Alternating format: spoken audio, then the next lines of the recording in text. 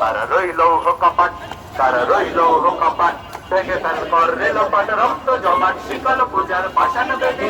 ওরে ও তরুণ নিশান, ওরে ও তরুণ নিশান। অভিনব কায়দায় সম্প্রতি যে কোটা সংস্থা আন্দোলনকে কেন্দ্র করে দেশে